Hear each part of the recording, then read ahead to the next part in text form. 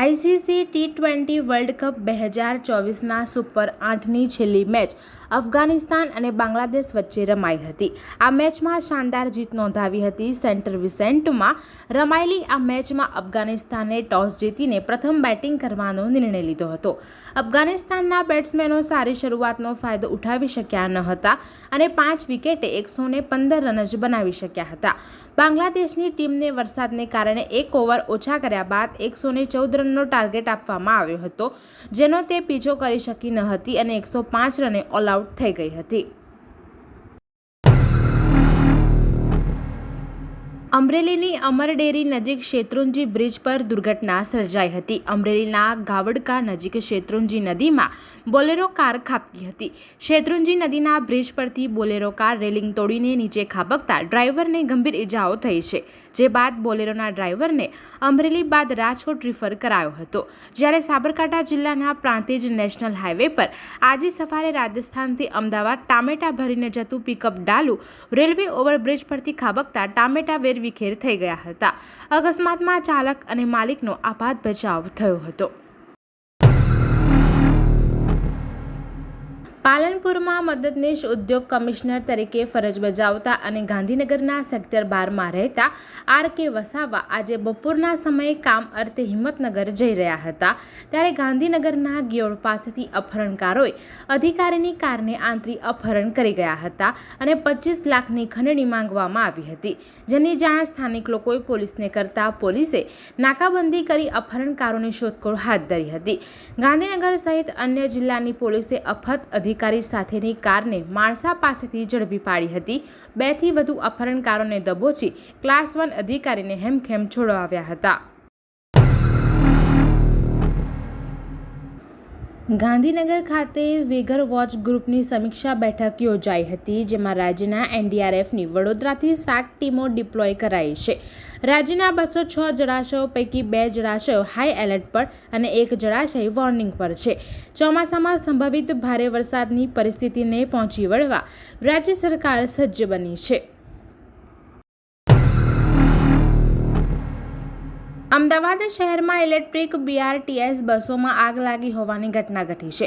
વસ્ત્રાલ જાડેશ્વર ખાતે આવેલા ડેપોમાં મૂકેલી બસોમાં આગ લાગી હતી. આગ એટલી ભીષણ હતી કે 3 બસ બળીને ખાખ થઈ ગઈ હતી. ચાર્જિંગ સ્ટેશનમાં રાખેલી JBMની બસોમાં આગ હતી. ઘટનાને પગલે 3 ફાયર ફાઇટર્સ દ્વારા આગ પર કાબૂ મેળવવાની કાર્યવાહી હાથ ધરવામાં આવી હતી. રાજકોટના TRP ગેમ ઝોનમાં તારીખ 25 મે 2024ના રોજ સર્જાયેલા માનવ સર્જિત અગ્નિકાંડને મહિનો પૂરો થઈ રહ્યો છે, ત્યારે મૃત્યુ પામેલા 27થી વધુ લોકોને માસિક પુણ્યતિથિએ શ્રદ્ધાંજલિ આપવાની સાથે પદાધિકારીઓ, મનપા સિવાયના અન્ય ખાતાના જવાબદારો સામે પગલાં લેવાની માંગ સાથે કોંગ્રેસે આજે મંગળવારે રાજકોટ બંધનું એલાન આપ્યું હતું. વેપારીઓએ મૃતકોની આત્માની શાંતિ માટે અડધો દિવસ બંધ રાખવામાં આવ્યો હતો. જિલ્લાના પાદરા તાલુકાના ઘવાસદ ગામની સીમમાં બંકા હાઉસની પાછળ કેનાલ રોડ ઉપર ભારતીય બનાવટના દારૂના ચાલી રહેલા કટિંગ સમયે જિલ્લા લોકલ ક્રાઇમ બ્રાન્ચે રેડ કરીને ₹5,61,000ની કિંમતના દારૂનો જંગી જથ્થો ઝડપી પાડ્યો હતો. પોલીસે સ્થળ ઉપરથી દારૂની ડિલિવરી લેવા માટે આવેલી 2 કાર સહિત ₹14,66,000ના મુદ્દામાલ કબજે કરી કાર્યવાહી હાથ ધરી છે. વડોદરા શહેર બહારથી પસાર થતા નેશનલ હાઈવે ઉપર L&T નોલેજ સિટી પાસે આજે બપોરે અકસ્માત સર્જાયો હતો. બાઇક સવાર અને પગપાળા પસાર થતા 2 ભાઈઓને વાયુ વેગે પસાર થઈ રહેલી પિકઅપ વાને અડફેટે લેતા 2 પિતરાઈ ભાઈઓના સ્થળ ઉપર જ કમકમાટી ભર્યા મોત નીપજ્યા હતા, જ્યારે બાઇક ચાલકને ગંભીર ઈજા પહોંચતા સયાજી હોસ્પિટલ ખાતે ખસેડવામાં આવ્યો હતો. આ બનાવને પગલે હાઈવે ઉપર ટ્રાફિક વ્યવહાર પણ પ્રભાવિત થયો હતો. લોકોના ટોળા એકઠા થઈ ગયા હતા. બનાવની જાણ પોલીસને થતા તુરંત જ સ્થળ પર પહોંચી ગઈ હતી અને કાર્યવાહી હાથ ધરી હતી.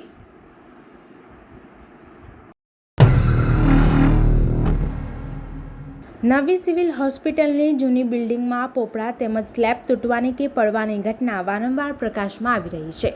તેમ છતાં તંત્ર દ્વારા કોઈ પણ યોગ્ય નિકાલ કરવામાં આવી રહ્યો નથી.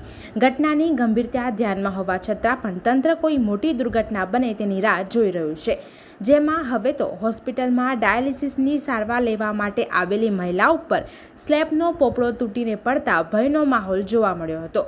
હોસ્પિટલના GO વોર્ડમાં ડાયાલિસિસ દરમિયાન મહિલા ઉપર સ્લેબ તૂટીને પડતા થોડાક સમય માટે ભાગદોડ મચી ગઈ હતી.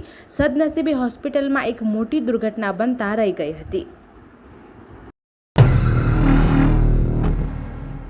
તાપી જિલ્લાના વાલોડ તાલુકાના દેગામાં ટીચકપુરા રોડ અને મીંઢોળા રિવર પરના રસ્તાના વાહન વ્યવહાર બંધ કરી આ રસ્તા પરથી પસાર થતા વાહન વ્યવહારના રૂટ પર ડાયવર્ઝન આપવા માટેનું જાહેરનામું પ્રસિદ્ધ કરવામાં આવ્યું હતું. નાગરિકોને અવરજવર માટે મુશ્કેલી ન પડે તે માટે અધિક જિલ્લા મેજિસ્ટ્રેટ તાપી વ્યારાએ જાહેરનામું બહાર પાડી દેગામાં ટીચકપુરા રસ્તો બંધ કરી તેના બદલે તાપી જિલ્લાના મુખ્ય મથક વ્યારા ખાતે આવવા જવા માટે દેગામાં બાજીપુરા વ્યારા રોડનો વૈકલ્પિક માર્ગ તરીકે ઉપયોગ કરવા જણાવ્યું હતું.